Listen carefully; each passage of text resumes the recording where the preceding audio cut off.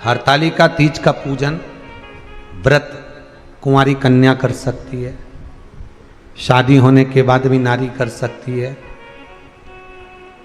अंतिम अवस्था तक प्राण छूटे तब तक हरतालिका तीज का व्रत नहीं छोड़ना चाहिए। एक व्रत हमेशा याद रखो, एक एकादशी और एक हरतालिका।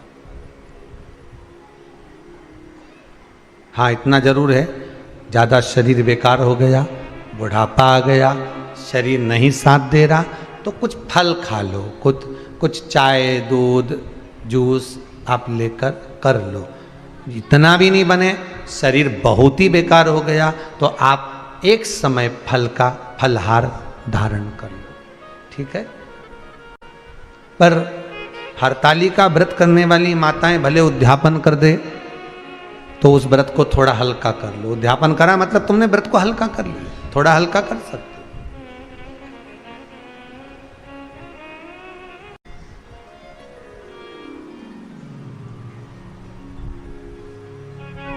हरतालिका तीज का जो व्रत का उद्यापन करते हैं उसमें 5 चीज रखते हैं ना, 5 कपड़े स्त्री के, 5 कपड़े पुरुष के, 5 तरह का अनाज, 5 तरह का फलहार, 5 तरह का फल। तो 5 तरह का जो फल रखाता है हरतालिका तीज के उद्यापन में, दुनिया के लोग उस 5 तरह के फल को केला गिन ले, पपीता गिन ले, मौसम्बी गिन ले, और अनार गिन ले, संतरा गिन ले, सब कुछ गिन लेते हैं, पर उस 5 तरह के फल में धतूरे को नहीं गिनते। पर शिव कथा में वर्णन आता है, हरतालिका तीज के उद्यापन में लिखा हुआ है, सबसे पहले 5 फल अगर गिनना है तो उसमें पहले धतूरे को गिनो, क्योंकि शंकर को वो प्रिय होता है, शंकर उसको स्वीकार कर लेता है। और धतूरा शंकर भगवान को क्यों चढ़ाया जाता है उसका प्रसंग आपको पहले भी कहा, आज फिर कहते हैं। धतूरा जब हम भगवान शंकर को समर्पित करते हैं तो हमारा कोई कार्य अटक रहा होता है, जिस कार्य को बार बार एग्जाम में बैठ रहे हो, बार बार परेशान हो रहा है, बार बार इंटरव्यू देने जा रहे हो, नहीं हो रहा, एक बार धतूरे को हृदय से भगवान को प्रेम से, करुणा सागर मेरे शंकर को दिल से एक बार वो धतूरा भगवान से विनती कर कर उसको चढ़ाओ तो सही, भगवान तुम्हारा कार्य सफल कर देगा। पर दिल से चढ़ाना, हृदय। हरतालिका तीज की पूजन करने वाले को चाहिए कि बालू का, मिट्टी का शिवलिंग बनाना चाहिए। फुलेरा जो बनाया गया है ऊपर शंकर जी के ऊपर लटकाने के लिए, टांगने के लिए, उसके नीचे शिव पार्वती गणेश जी की सुंदर बालू की मूर्ति बना लेना चाहिए, पार्थिव लिंग का निर्माण कर लेना चाहिए। शिव की आराधना करना चाहिए।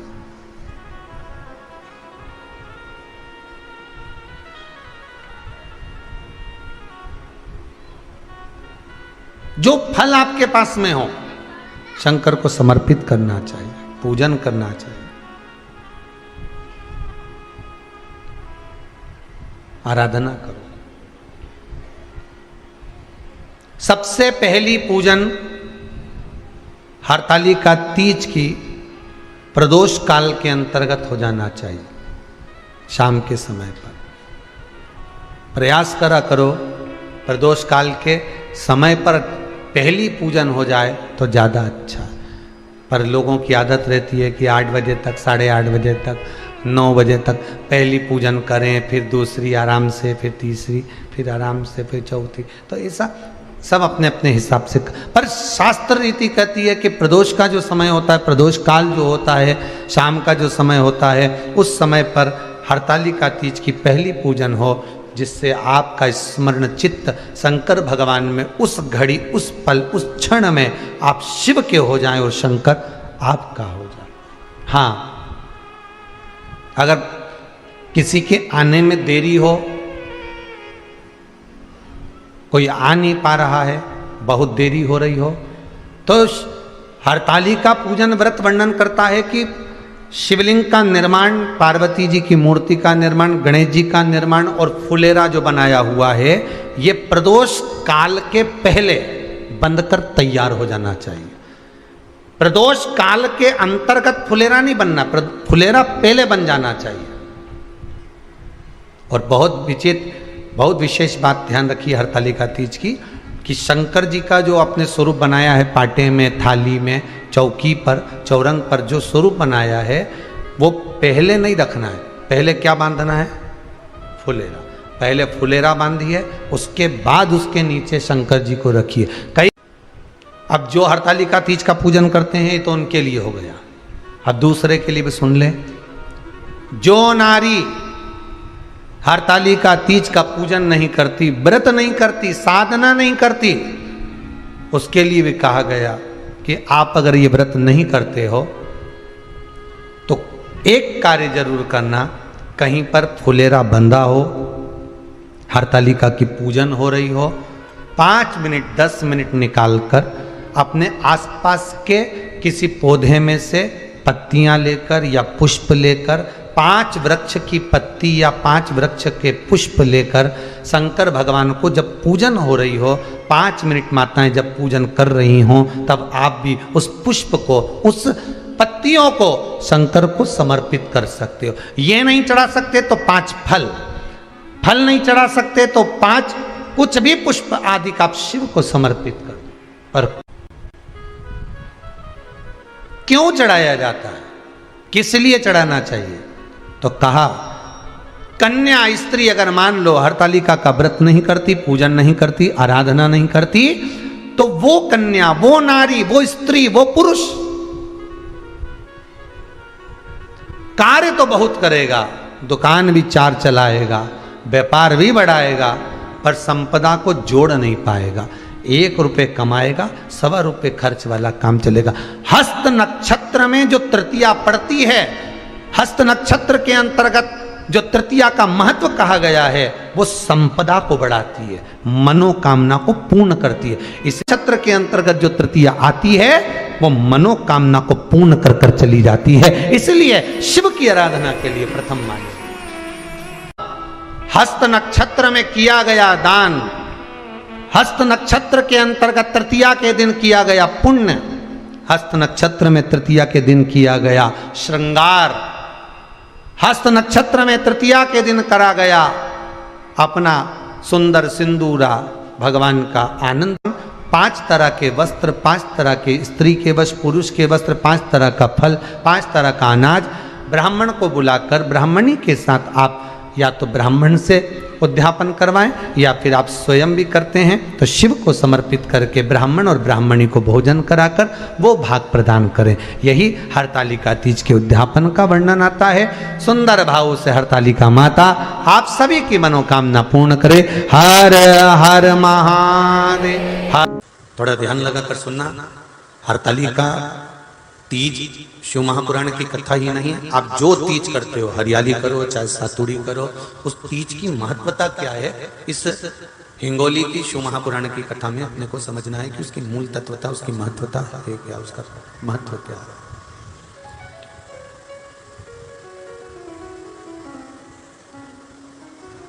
भगवान ब्रह्मा, भगवान विष्णु और भगवान शिव, इन तीनों की जो अर्धांगिनियां हैं, ब्रह्माणी, लक्ष्मी और पार्वती, इन तीनों ने तप कर कर, साधना कर कर ब्रह्मदेव को, भगवान विष्णु को और भगवान शंकर को प्राप्त किया।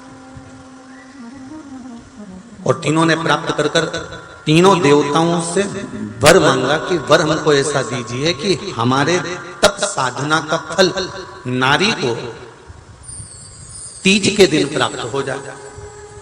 अब देखिए जरा, एक ही व्रत से, एक ही उपवास से उसको संपूर्ण तप साधना का फल प्राप्त हो रहा है, संपूर्ण तप साधना का फल उसको मिल रहा है। मात्र एक व्रत से, केवल एक व्रत कर रहे हैं, संपूर्ण तप साधना का फल उसको प्राप्त हो रहा है। ऐसा कोई व्रत, ऐसी कोई साधना, ऐसा कोई शंभो शरण पड़ी मांगो घड़ी रे घड़ी मुख काटो दया करी न दर्शन आपो शंभो शरण पड़ी मांगो घड़ी रे घड़ी दुख काटो।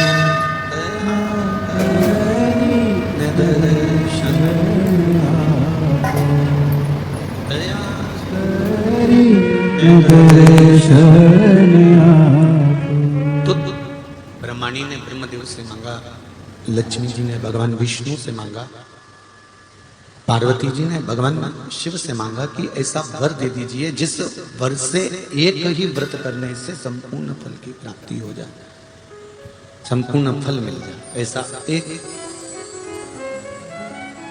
व्रत का फल दे दीजिए, मात्र एक व्रत का। अब देखिए, हरियाली तीज करने वाली माताएं थोड़ा ध्यान से सुनना।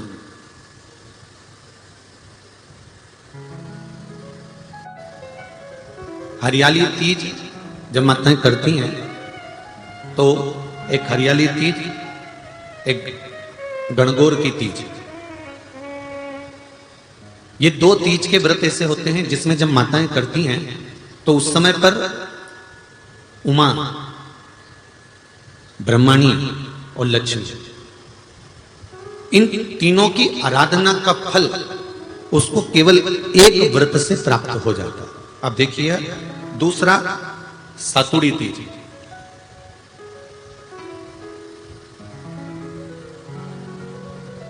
इसमें उमा और महेश्वर, उमा और महेश, ब्रह्माणी और लक्ष्मी, इन चार के व्रत तप का फल एक साथ सातुड़ी तीज के दिन प्राप्त हो जाता है। अब एक आती है हरतालिका तीज। आप लोग करते हो हरतालिका? यहाँ लोग करते कि नहीं करते? करते हैं यहाँ पे हरतालिका? कौन कौन करता है? जरा हाथ उठाओ तो जरा। अरे सभी करते हो, रखो रखो, बहुत बढ़िया, बहुत अच्छी बात। एक आती है हरतालिका तीज।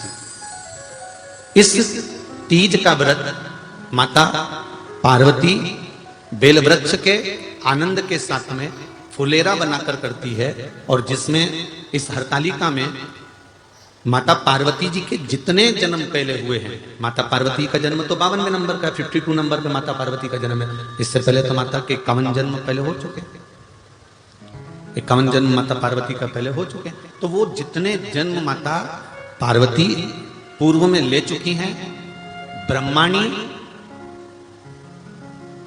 जितनी बार ब्रह्मदेव के साथ में विराजमान हो चुकी हैं, इंद्राणी जितनी बार इंद्र के साथ विराजमान हो चुकी हैं, और लक्ष्मी चाहे वो राधा के रूप में हो, चाहे वो रुक्मणी के रूप में हो, चाहे वो सतभामा के रूप में हो, चाहे वो यमुना के रूप में हो, चाहे वो गंगा के रूप में हो, जितनी बार माता लक्ष्मी ने रूप धारण करे हैं वो सब रूप में, और माता पार्वती अपने सारे रूप में, ब्रह्माणी अपने सारे रूप में, लक्ष्मी अपने सारे रूप में इस हरतालिका तीज के व्रत को करने के लिए आतुर रहती हैं। और इस व्रत को कर कर एक दिन में ही संपूर्ण विश्व का जितना तप है, साधना है, उपवास है, सबका फल एक साथ एकत्रित कर लेती हैं केवल एक व्रत में, हरतालिका तीज।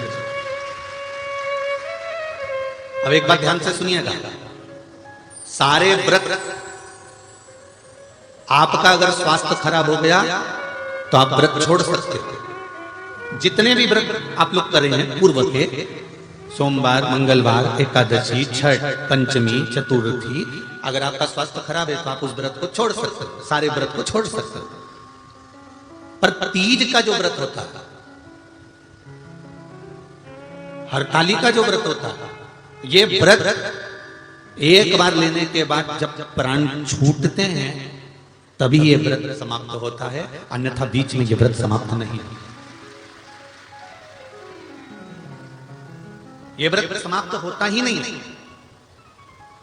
अगर शरीर से नहीं बनता कि अब हमारी अवस्था हो गई, अब शरीर से नहीं बन रहा है, तो भले एक पहर की पूजन कर कर, एक पहर का नियम धारण कर कर, एक पहर का स्मरण कर कर, एक पहर का पूजन व्रत धारण करो, और उसके बाद में भले आप थोड़ा सा जो भी आपको लेना है वो कर लो, पर इस व्रत को करना ही पड़ता है। इस व्रत का नियम ही यही है। इस व्रत पार्वती मैं तुम्हें प्राप्त हुआ हूं, यह हरतालिका तीज के व्रत का फल है। शिव जी कहते हैं पार्वती जो नारी हरतालिका तीज के व्रत का स्मरण करती है, फुलेरा जो बांधा जाता है उसमें 5 माला से ज्यादा माला लटकना चाहिए, 5 से कम नहीं। कितनी? जैसे माला जो लटकाते हो वो 5 से ज्यादा होना चाहिए। 5 तो जया, विषहरा, शामलीबारी, दौतली, देव, इससे अधिक होगी चलेगा, पर इससे कम फुलेरे के अंदर माला नहीं होना चाहिए महाराज। दूसरा, फुलेरा जहां हरताली का व्रत हो वहीं पर बांधा जाता है। हरताली का तीज का व्रत एक ऐसा व्रत होता है जो मरते दम तक रहता है। इस व्रत को छोड़ा नहीं जाता। ये नहीं किसी और वाले गुरुजी ने कहा और अपन ने एक बार कर लिया और अगली बार वो व्रत गायब हो गया, ऐसा नहीं होता। हरताली का तीज अखंड सौभाग्य के लिए, वंश वृद्धि के लिए, कार्य सिद्धि के लिए और कुंवारी कन्याएं उत्तम वर प्राप्ति के लिए, आनंद सुख के लिए करती हैं। ऐसा नहीं है कि केवल स्त्री ही करती है। जब नारी किसी कारणवश व्रत नहीं कर पाती तो पुरुष इस व्रत को धारण करते हैं। 30 अगस्त को, यही 30 तारीख को, कल 29 है, परसों 30 तारीख को हरताली का तीज रहेगी। आप सब अपने हृदय से, मन से इस व्रत को कर कर अपने जीवन को सार्थक बनाइएगा। जो करते हैं, कितने लोग करते हो जरा हाथ उठाइए हरताली का तीज। इतने सारे करते हो, अरे बाबा कर लो, प्रणाम प्रणाम, आपको बहुत बहुत नमन करता हूं, बहुत बहुत सारा। फुलेरा बांधते हो? नहीं। अब की बात बांधना। मंदिर में करते हो तो मंदिर में, घर में करते हो तो घर में। फुलेरा वंश की वृद्धि करता है, फुलेरा अखंड सौभाग्य देता है, फुलेरा मन की कामना को पूर्ण करता है। जो बेटियां जिनका विवाह नहीं हो रहा हो या बेटे जिनका विवाह नहीं हो रहा हो, वो 7 स्थान पर कहीं फुलेरा बंधा हो तो फोन लगाकर पूछना कहां बंधा है, वहां का दर्शन करना। एक फूल में हल्दी कुंकू लगाकर शिव जी को चढ़ाकर फिर वहां से जाना। 7 स्थान के फुलेरे का दर्शन अवश्य करिएगा। जो व्रत नहीं करते हैं उनसे निवेदन है, कहीं हरताली का हो रही हो तो वहां बैठकर अगर भजन हो रहे हो तो थोड़ी देर भजन गाने चले जाना। अपने मोहल्ले में, कॉलोनी में, सोसाइटी में कहीं हरताली का तीज का व्रत हो रहा हो तो 2-4 मिनट जाकर दर्शन जरूर करना, जिससे भोलेनाथ आपका अखंड सौभाग्य करे और आपके मन की कामना पूर्ण करे।